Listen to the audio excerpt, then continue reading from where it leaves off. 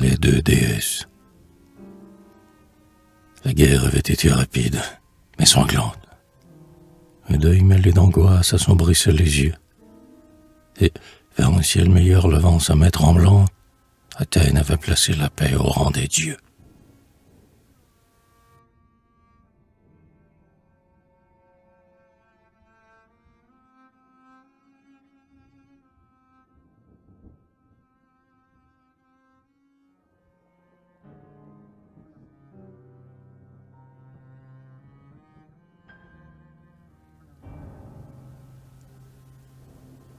En vain, grand ennemi de ces cultes d'Asie, qui pouvaient énerver son peuple et l'affaiblir, Périclès trouvait l'heure imprudemment choisie.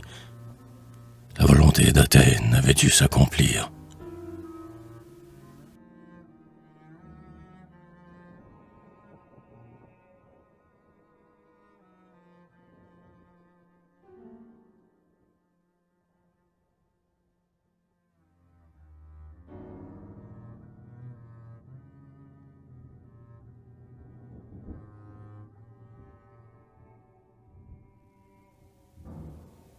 Le temple s'élevait auprès de l'ancien stade, sur la place où jadis avait campé Xerxès.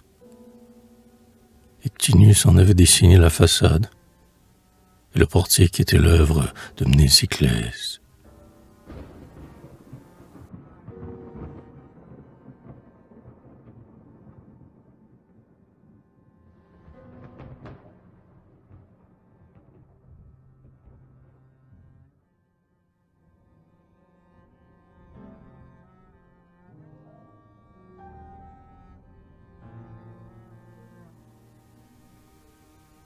Les colonnes étaient de marbre pentélique. Par deux portes d'argent, le portail était clos, et sur le péristyle, à la muraille oblique, Zeuxis et Parrhasius avaient peint deux tableaux.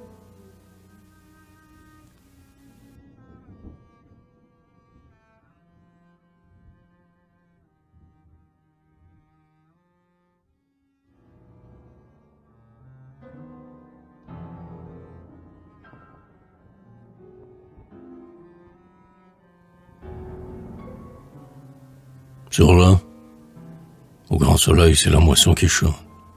Sans ombre, les figuiers ne sont pas assez hauts.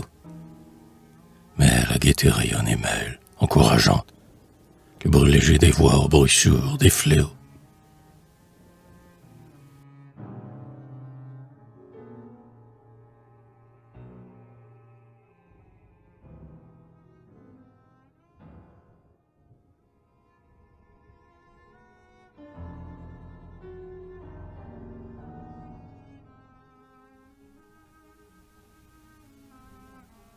Sur leurs francs gracieux, portant la lourde gerbe, les jeunes filles vont rire aux jeunes gens. L'été splendide a fait la récolte superbe, et l'hiver peut venir sans trouver d'indigents.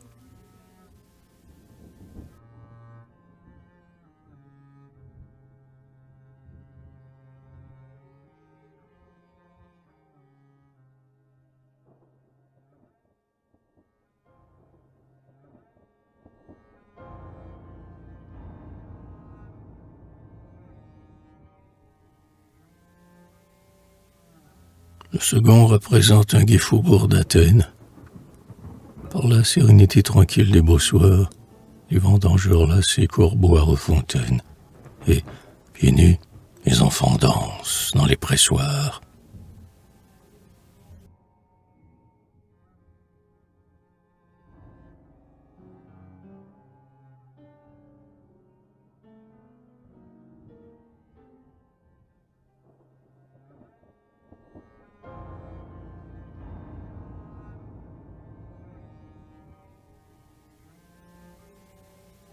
Dans un coin, à l'écart des gaietés populaires, une femme au sein blanc berce son fils, qui dort, tandis que sur le quai, déchargeant ses galères, un marchand réjoui sourit à ses sacs d'or.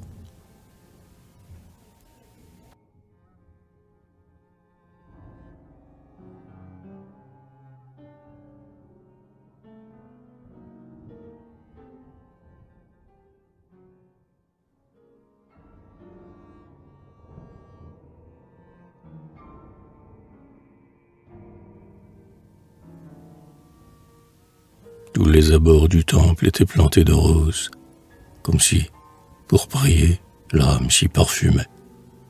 Et, comme pour cacher les horizons moroses, au loin l'hymette en fleurs dressait son gai sommet.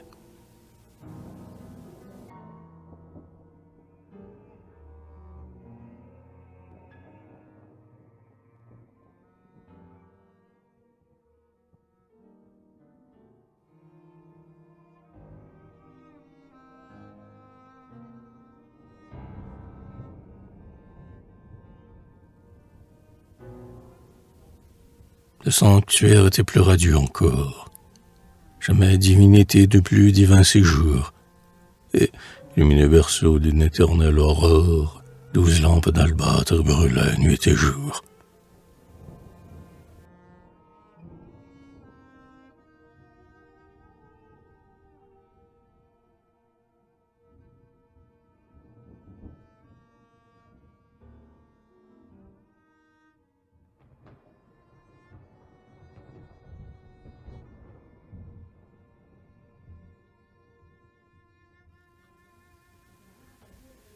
Mais, voici qu'au milieu même du sanctuaire, une image trônait, lourde, aux membres épais, œuvre infime de quelque infime statuaire, et cette image était l'image de la paix.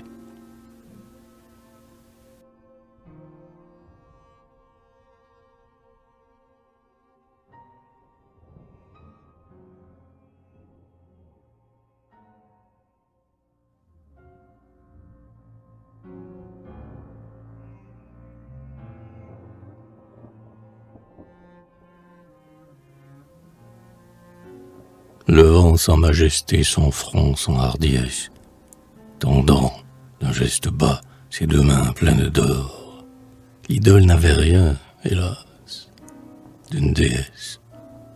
Et cependant le grand Phidias vivait encore.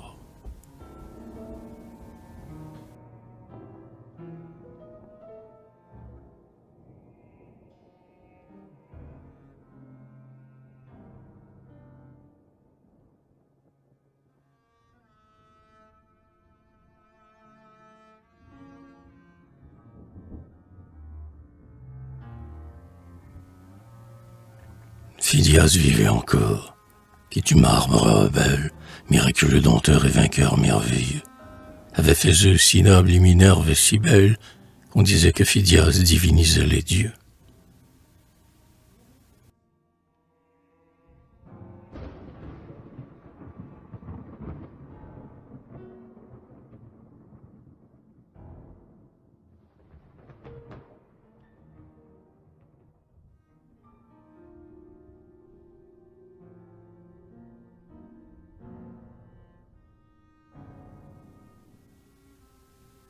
Alors pourquoi ce bloc informe dans ce temple?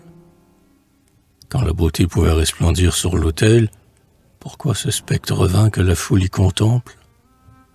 D'où vient, chez un tel peuple, un aveuglement tel?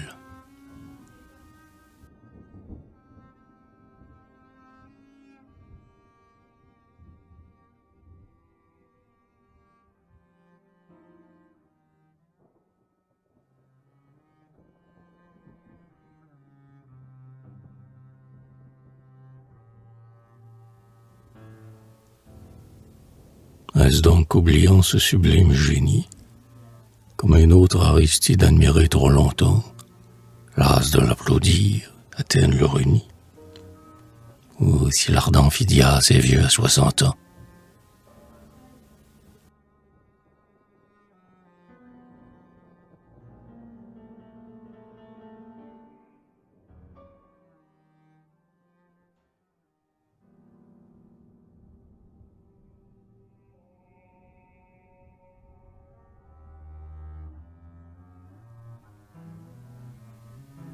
Pourtant, quand l'architecte eut dressé son portique, et que, pour y placer une divinité, Athènes eut convoqué les sculpteurs de l'Attique, c'était d'abord Phidias qui s'était présenté.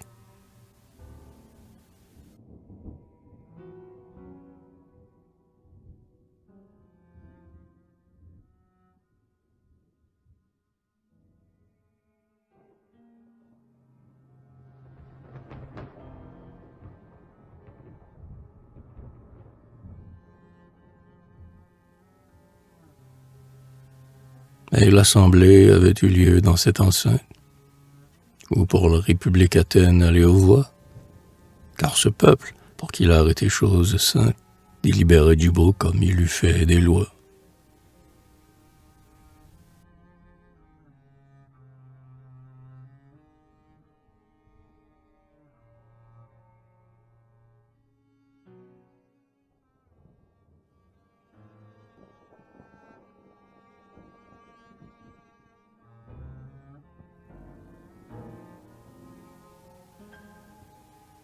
Le premier qui parla fut un tisseur d'étoffes, et qui tissait aussi l'idée avec les mots, une sorte de vieil artisan philosophe, pour qui la guerre était le plus affreux des mots.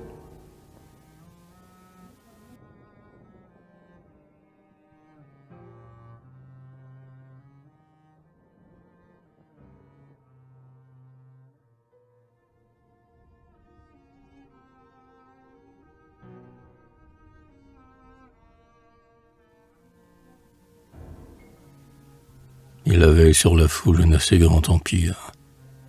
Peut-être en d'autres temps l'eût-on moins écouté, mais il y a des instants mauvais où l'homme est pire, où l'âme d'un grand peuple est lasse de fierté.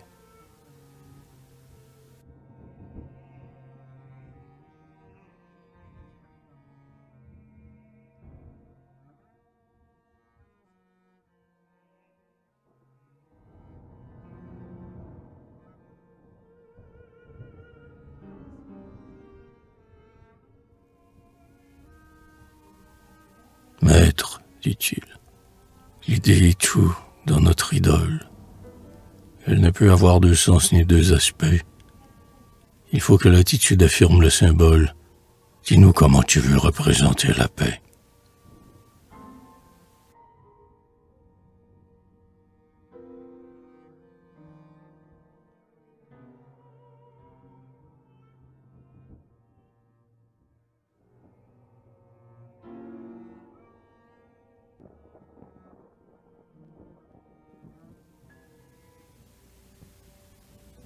Ah, Phidias, la paix est sublime et féconde. Bien fou qui, la tenant, ose la hasarder. Mais plus fou qui s'y fie, et le plus fou du monde, qui, sans veiller sur elle, espère la garder.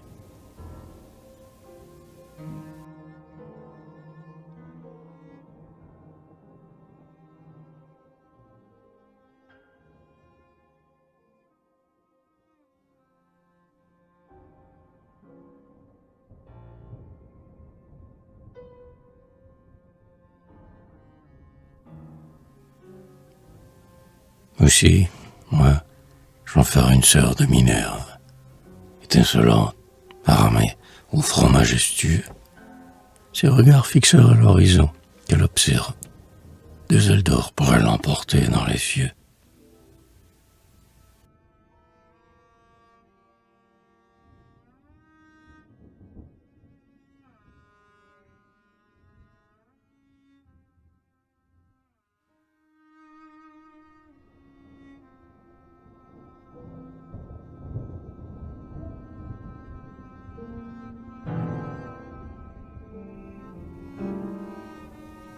L'homme dit, Périclès eût choisi ton symbole. C'est donc, reprit Phidias, qu'il est digne de lui. Une paix casque au front, une paix qui s'envole. Prête à combattre alors? Prête à combattre? Oui.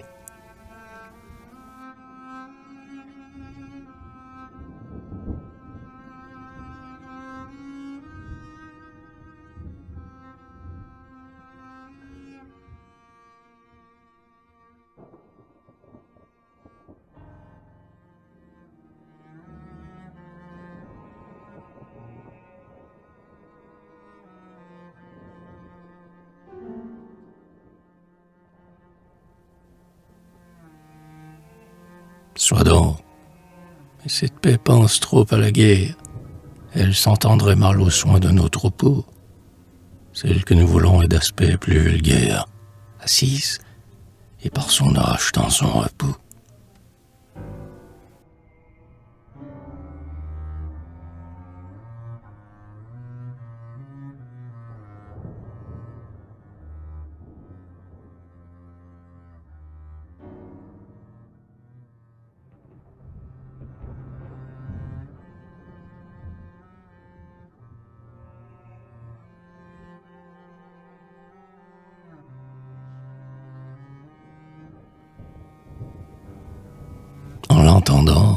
Phidias fut profondément triste, car dans ce cœur épris du beau comme du bien, les citoyens souffraient tout autant que l'artiste.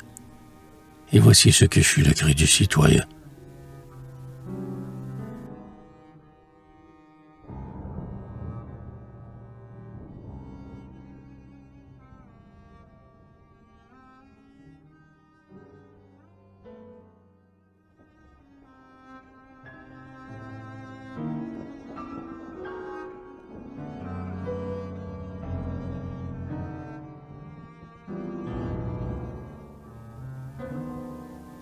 Ô peuple au cœur changeant, gardez-vous de l'en croire.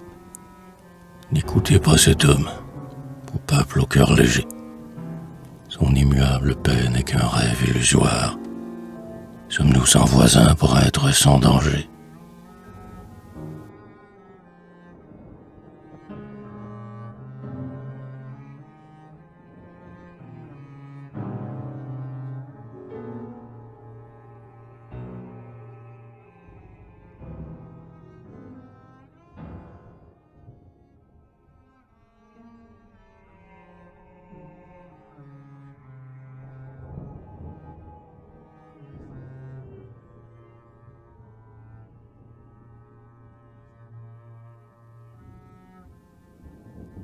Et comme on l'accueillait d'un murmure de blâme, c'est donc vraiment pour tous que cet homme parla?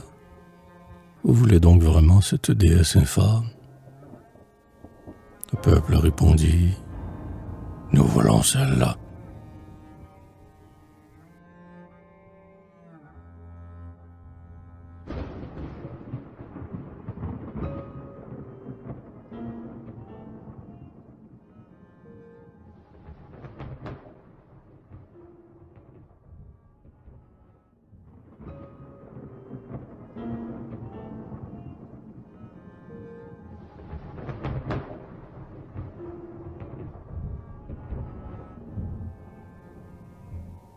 Alors le grand Phidias, père de la sculpture, se dressa au milieu de ces hommes surpris, et de tout son grand nom grandissant sa stature, laissa tomber sur eux son généreux mépris.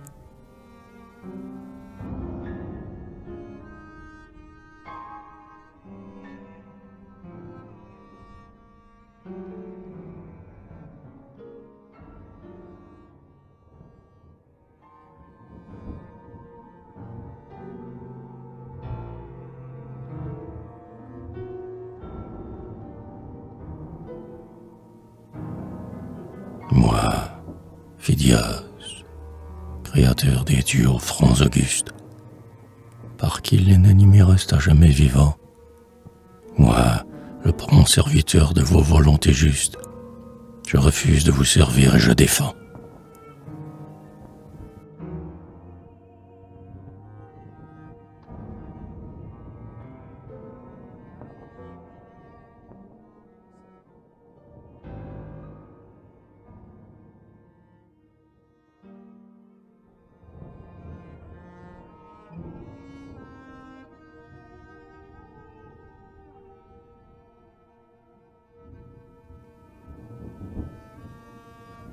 Et je défends, entendez-vous, homme d'Athènes.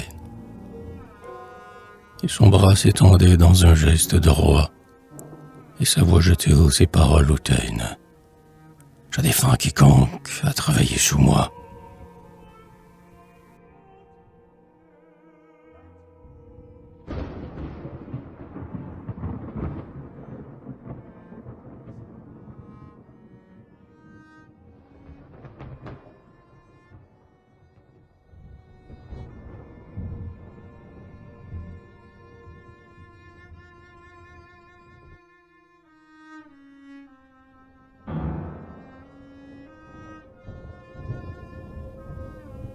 Quiconque se dit c'est mon élève, qu'il soit tailleur de pierre ou fondeur de métaux, de donner une forme humaine à votre rêve et de souiller pour vous sa main ni ses marteaux.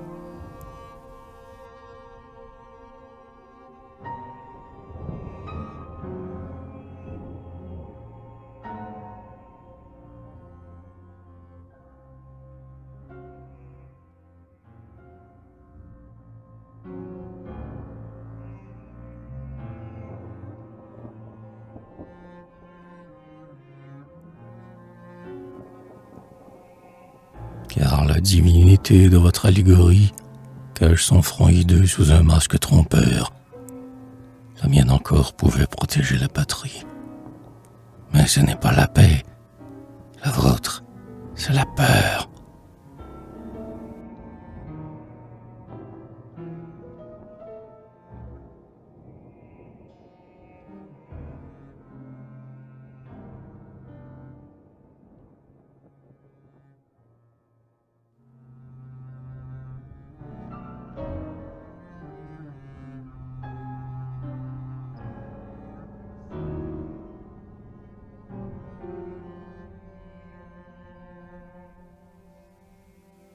Voilà pourquoi l'idole était lourde et mal faite. Pourquoi, sourd aux appels de son peuple égaré, Périclès refusa d'en consacrer la fête, et comme quoi le temple était déshonoré.